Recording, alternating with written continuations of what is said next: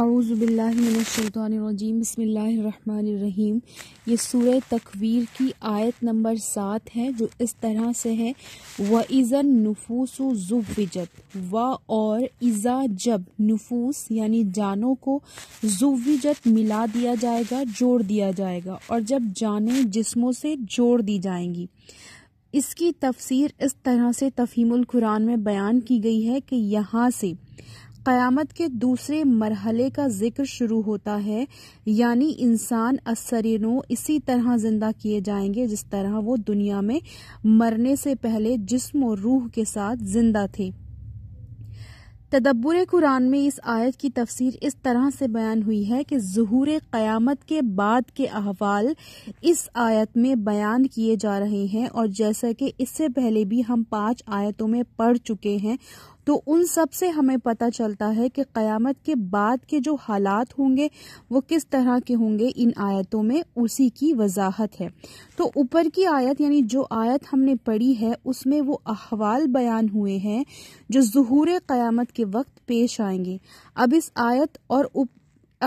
آیت اور بعد کی آیت میں وہ باتیں بیان ہو رہی ہیں جن کا تعلق ظہور قیامت کے بعد کے احوال سے ہے۔ فرمایا کہ جب نفوس کی جوڑیں ملائی جائیں گی، جوڑیں ملانے سے مقصود لوگوں کی ان کے اعمال و عقائد کے اعتبار سے الگ الگ گروہ بندی ہے۔ یہ اشارہ اس حقیقت کی طرف ہے جس کی تفسیر سورہ واقعہ کی آیت میں ہے کہ وَكُنْتُمْ أَزْوَاجًا ثَلَاثَةً، اور اس وقت تم 3 گروہوں میں تقسیم ہو جاؤ گے۔ تو وہاں واضح فرمایا گیا ہے، یعنی سورہ واقعہ میں اس بات کی وضاحت فرمائی گئی ہے کہ اس دنیا میں تو نیک و بد دونوں ایک ہی ساتھ زندگی گزارتے ہیں، لیکن یہی حالت ہمیشہ نہیں رہے گی، بلکہ ایک ایسا دن بھی آنے والا ہے جب لوگوں کی درجہ بندی ان کے ایمان و اخلاق کی بنیاد پر ہوگی۔ اس دن وہ لوگ فائز المرام اور ابدی بادشاہی کے حقدار ٹھہریں گے جو اس روز عدل کی میزان میں پورے اتریں گے، اور وہ لوگ ابدی خسران و ذلت سے دوچار ہوں گے جو اس سے بے پرواہ ہو کر زندگی گزاریں گے۔ یعنی جو لوگ اعمال صالح کریں گے اور اللہ رب العزت کی اطاعت و فرمانبرداری جنہوں نے کی ہوگی وہ اس روز کامیاب ہوں گے، اور جنہوں نے نافرمانی کی زندگی گزاری ہوگی وہ ذلت سے دوچار ہوں گے۔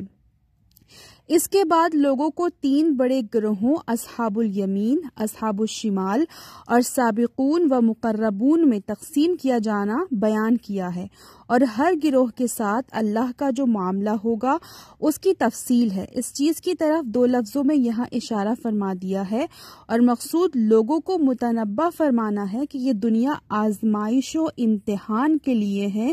اس میں خیر و شر اور حق و باطل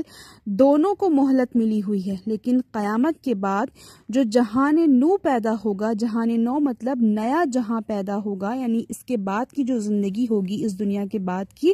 اس میں باطل کے پرستار جہنم میں جھونک دیے جائیں گے، اور ان لوگوں کو ابدی سرفرازی حاصل ہوگی جو امتحان میں پورے اتریں گے، جیسا کہ اس دنیا میں بھی ہم ہر روز دیکھتے رہتے ہیں کہ وہی لوگ کامیاب ہوتے ہیں جو نیک نیت اور سچی دل اور سچی لگن سے کام کرتے ہیں، اور جو اصولوں کی پیروی کرتے ہیں۔ وہ لوگ کامیاب نہیں ہوتے ہیں جو غلط طریقے، غلط رویے اختیار کرتے ہیں۔